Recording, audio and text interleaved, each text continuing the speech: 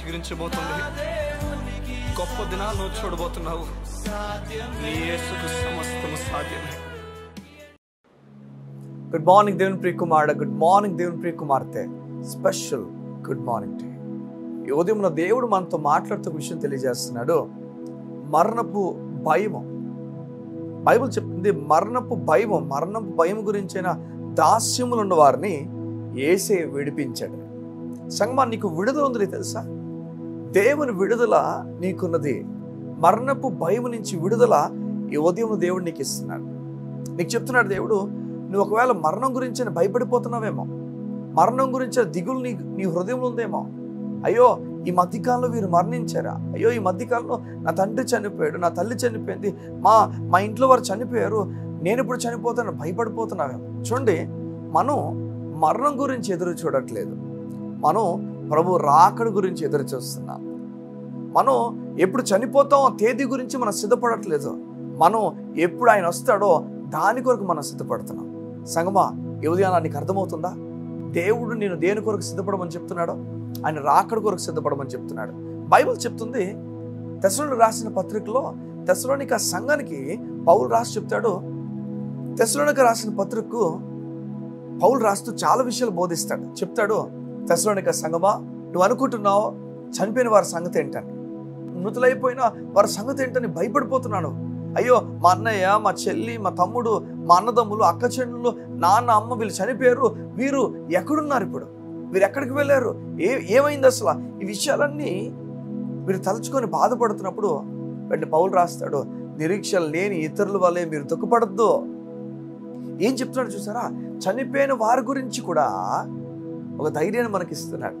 చనిపోయిన వారి గురించి కూడా సంగమా, దేవుడు చూడండి, ఏ విషయానికైనా మరణపు భయం గురించి మనం భయపడుతుంటే దేవుడు అంటాడు, మరణపు భయం గురించి నువ్వు భయపడక నీవు యేసే రాకడ గురించి చూడు. రాప్చర్ అంటారు, ఆయన వస్తాడట, రాగానే మన మధ్యాకాశాన్ని కలబోతున్నాం. రెప్పపాటునంతా జరగబోతుంది. తిరగలేసేవారు తిరగలేస్తుంటారు, ఒకరు ఎత్తబడతారు, ఒకరు ఉండిపోతారట. ఎవరైతే యేసునందు విశ్వాసం ఉంచుతారో వారు ఎత్తబడతారు. ఉదయం దేవుడు నీతో మాట్లాడి చెప్తున్నాడు, నీవు ఎత్తబడతావు. నువ్వు యేసు ప్రభువునందు విశ్వాసం ఉంచితే దేవుడు నిన్ను పైకి తీసుకెళ్ళబోతున్నాడు. ఇదంతా కూడా యేసు మధ్యాకాశంలోకి వచ్చినప్పుడు జరిగే విషయాలు. అయితే దీన్ని మనకు మునుపు ఎవరైతే మరణించారో వారి గురించి కూడా చెప్తున్నాడు. నిరీక్షణ లేని ఇతరుల వల్ల నువ్వు దుఃఖపడద్దు. నువ్వు బాధపడుతున్న ఆ వ్యక్తి గురించి, అవును, అయ్యో, మా అమ్మ లేదు, నీకు బ్రతకలేను, మా నాన్న లేదు, నీకు బ్రతకలేను. చూడండి, వారు ఆధారం అయ్యారు, మనకు సంతోషమే. వారు మనల్ని సాకారు, మనకు అవసరాన్ని చూసుకున్నారు. ఈరోజు వారు లేకపోవడం వల్ల దిగులు పడిపోద్దు. కానీ దేవుడు నీతో మాట్లాడి చెప్తున్నాడు, లేదు, నేను నీకు తల్లిగా అవ్వబోతున్నాను, తండ్రిగా అవ్వబోతున్నాను, నేను ఇక నిన్ను నడిపిస్తాను.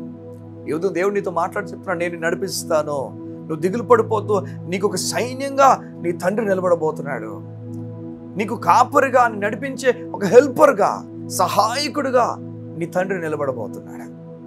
చూడండి, మన తల్లి తండ్రి ఉంటే ఎంత చేసి ఉండేవారో అంతకన్నా ఎక్కువగా నీ దేవుడు చేయబోతున్నాడు. అంతకన్నా ఎక్కువగా నీ దేవుడు చేయబోతున్నాడు. యోసేపు తల్లిదండ్రులు ఉన్నారనుకున్నారు, లేరు. వారు ఐగుప్తులు లేరు. యోసేపుతో పాటు ఐగుప్తులో వారి తల్లిదండ్రులు లేరు, అయినప్పటికీ దేవుడు పోషించాడు. దానియేలు తల్లిదండ్రులు ఇజ్రాయెల్ దేశం నుండి పేరు. దానియేలు నెబుకద్నెజర్ దగ్గర, లేకపోతే బబులోను ఉన్నప్పుడు బైబిల్ చెప్తుంది, అక్కడ తల్లిదండ్రులు లేకపోయినా దేవుడు తనను నడిపించాడు. దేవుడు మాట్లాడి చెప్తున్నాను, నీతో భయపడద్దు, నేను నీకున్నాను. నిరీక్షణ లేని ఇతరుల వల్ల దుఃఖపడద్దు. నీ మరణం గురించి కంగారు పడిపోతావు. చూడు, బైబిల్ చెప్తుంది, ఇక సదాకాలము మనం ఆయనతో కూడా ఉంటాం. రెప్పపాటునంతా జరిగిపోద్దట. ఎన్నో విషయాలు నీ జీవితం రెప్పపాటున జరిగేమో, బాధ కలిగి చేసిన విషయాలు, అయితే సంతోషం కలిగి చేసే విషయాలు రెప్పపాటులో జరగబోతున్నాయి. దేవుని కార్యాలు త్వరగా చూడబోతున్నాను. కళ్ళు మూసుకుంటావు, ప్రార్థన చేస్తాను నీ గురించి. మా తండ్రి, ఈ ఉదయం నీ బిడ్డలు మరణపు భయం గురించి భయపడుతుంటే నీ ప్రజలు చెప్పావు, మరణ భయం గురించి భయం అవసరం లేదని, త్వరలో రాబోతున్నావు, నీ రాకడ గురించి ఎదురు చూడమని చెప్పావు. నీకు స్తోత్రం. అది మాత్రం కాదు, ఇప్పుడు ఇంకోటి చెప్తున్నావు, ఎవరైతే మరణించారో వారిని మరలా కలబోతున్న విషయాన్ని, నిరీక్షణ లేని ఇతరుల వల్లే దుఃఖపడదని చెప్పావు. నీకు స్తోత్రం. నీ కృప చేత నీ బిడ్డలైన మేమందరూ కూడా ధైర్యముతో, బలముతో ముందుకు వెళ్ళినట్లుగా సహాయం అనుగ్రహించండి, బలం అనుగ్రహించండి. యేసు నామమున ప్రార్థించుచున్నాము తండ్రి.